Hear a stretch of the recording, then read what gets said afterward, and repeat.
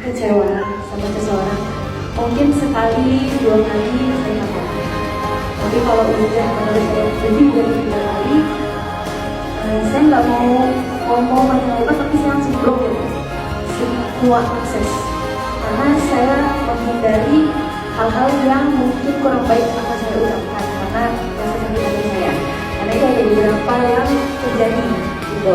Mungkin salah satunya orang itu mengecewakan sampai orang tua saya nangis karena saya mendidik sampai seperti itu.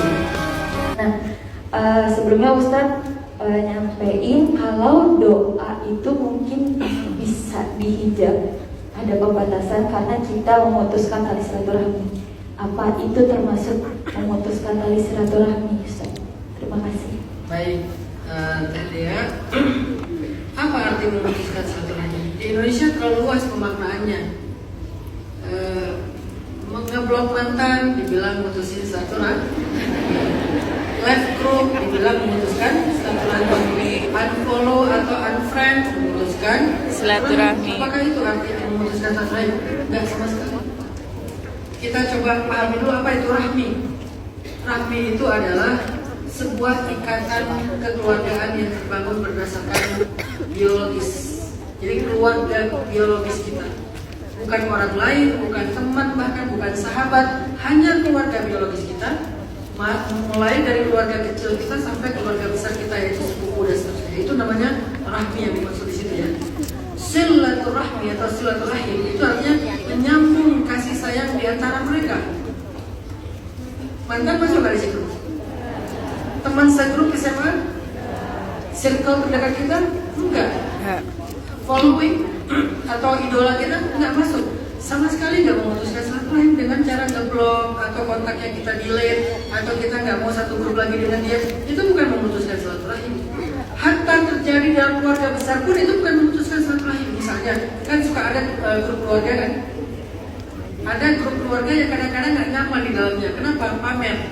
Semuanya flexing, jalan-jalan kemana, posting atau BC di grup.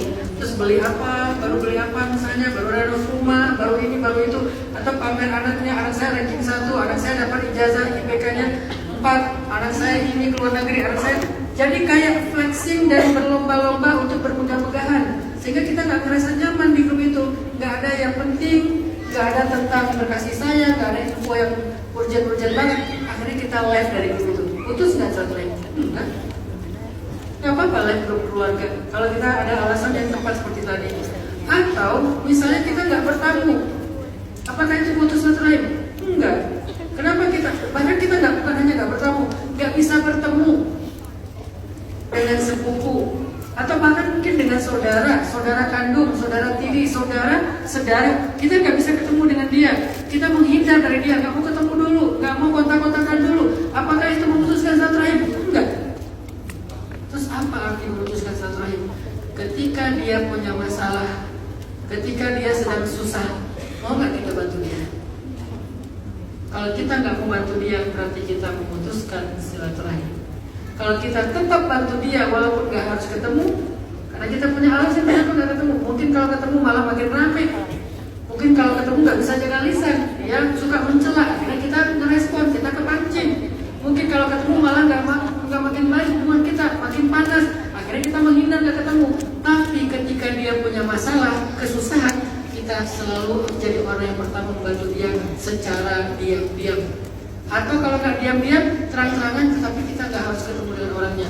Berarti kita masih menyambung silaturahim. Karena silaturahim itu tersambungnya kasih sayang, bukan tersambungnya sosial media, tersambungnya komunikasi di grup dan seterusnya, bukan. Tersambungnya kasih sayang.